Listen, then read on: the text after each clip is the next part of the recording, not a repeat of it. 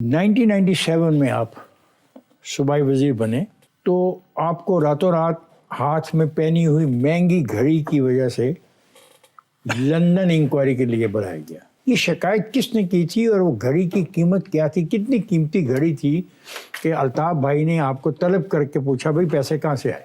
ऐसा ही था, एक बिल्डर थे, मैं अपने ऑफिस में बैठा हुआ था, तो उनका कोई काम था रिलेटेड टू माय मिनिस्ट्री, तो वो मैंने हल करा दिया था और वो बड़े खुश होके ऑफिस से गए थे। और उसके बाद उन्होंने वो ज़माना फैक्स का था, तो कहीं फैक्स कर दिया उन्होंने लंदन कि मेरे हाथ में गोल्ड रोलेक्स है।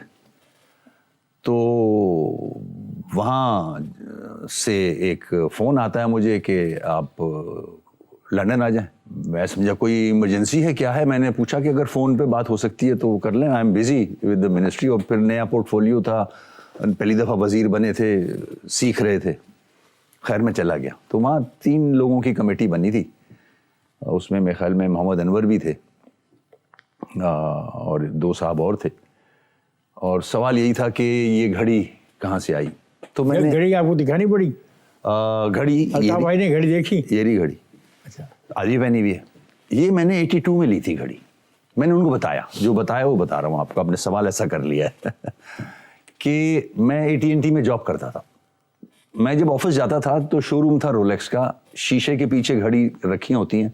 मेरा दिल करता था मैं भी ये लूँ, तो I used to save 2000 riyals from my salary, वो जमा करता था मैं। तो मैंने जमा करने के बाद $6000 की 1982 में ये घड़ी खरीदी थी। तो वो घड़ी मैं पहनता था, वो मैंने घड़ी फिर कराची आ गया मैंने 86 में। जब 94 में जब मुझे अरेस्ट किया गया फॉर 3 years, तो मैं जेल में भी ये पहनता था। Farooq Sattar is familiar with this watch. हम जेल में होते थे तो फारूक भाई मुझे मना करते थे कि वसीम ये तू इतनी महंगी घड़ी क्यों पहनता है। मतलब फारूक भाई मेरा शौक है और मैंने बड़े शौक से ख़रीदी ये घड़ी। तो मैंने वहाँ भी जो कमेटी बनाई थी उसको भी यही बताया कि भाई ये सवाल था, सिर्फ इसलिए मुझे बुलाया गया, मेरा भी टाइम ख़राब किया, पैसे भी मुझसे फ़ोन पे पूछ लेते या फारूक सत्तार साहब से पूछ लेते। 18 सितंबर 1989 को क्या उस वक़्त इस्टेब्लिशमेंट पीपल्स पार्टी से इलादगी चाहती थी, इसलिए इस्लामी जमहूरी इत्तेहाद और MKM का माहिदा किया गया, और क्या इस माहिदे को 1 माह तक खुफिया रखा गया? इतनी इसमें मैं आपको एक्सप्लेन नहीं कर सकूँगा, इतनी डिटेल्स। जितनी भी डिटेल मालूम है उतनी तक एक्सप्लेन कर दें। मैं नहीं समझता जो माहिदा हुआ था वो जो कारकुनान थे उनके सामने नहीं लाया गया था, इसको सीक्रेट ही रखा गया था जो मेरे इल्म में है। May be I am wrong. मकसद पीपल्स पार्टी से इलादगी था? उस ज़माने में भी इस किस्म की चीज़ें तो चलती थी कि क्या करना है, किस तरह से आगे बढ़ना है।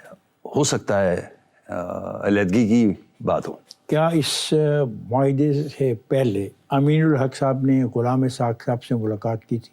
अब ये सवाल तो अमीनुल हक से ही बनता है आपका। इतनी डिटेल्स जो हैं पास्ट की, वो अब मैं सवाल उस दोस्त से कर रहा हूँ जो उस जमात का बुनियादी मेंबर है। बिल्कुल है, जिसने दिन रात काम किया है। तो ये मैं कैसे मान लूँ कि इतना बड़ा अहम फैसला उसके इल्म में नहीं है? देखें, मैं अगर होगा भी ना तो मैं आपको इधर उधर ले जाऊंगा। आप सच बोलें, इधर उधर क्यों ले जाएं? मैं इसलिए कि वो अब मैटर नहीं करती चीजें।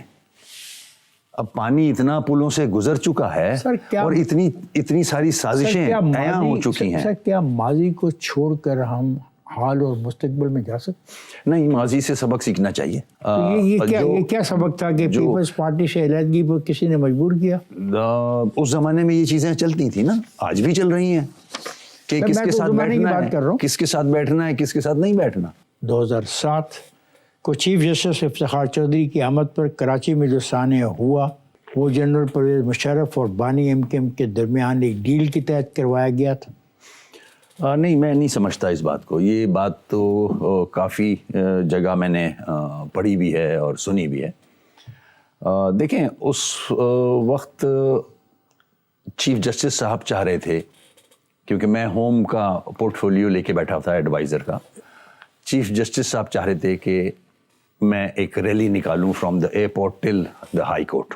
اور اس وقت کی جو لا انفورسمنٹ ایجنسیز تھیں، اس وقت طالبان ایکٹیو تھی، ان کے پاس سے یہ چیزیں ہمارے محکمے میں آئیں اینڈ گورنر صاحب کو آئیں. وسیم دیکھیں، آپ نہیں مانتے، فاروق ستار نے کہ انٹرویو میں کہا کہ شاید بانی ایم کے ایم نے مشرف سے کوئی کمٹمنٹ کی ہوگی. ان کی نالج میں ہوگا کچھ کہ ہو سکتا ہے اگر کی ہو. سر آپ منسٹر ہیں، وہ آپ کے دوست ہیں، پارٹی ایک ہے، سانحہ بہت بڑا ہے، گولیاں چل رہی ہیں، and you are the concern person to control the law and order situation over there. یا it was not me, I was the advisor to C M. اس وقت پورا لا انفورسمنٹ ایجنسیز کی طرف سے تھریٹس آئی ہوئی تھیں کہ ہو سکتا ہے کوئی دہشت گرد کو حملہ کر دے اس ریلی پہ.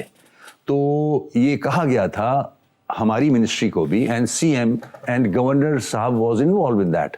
وہ میٹنگ میں موجود تھے، سارے لا انفورسمنٹ ایجنسیز کے لوگ موجود تھے کہ یہ ریلی رکنی چاہیے کسی بھی طرح.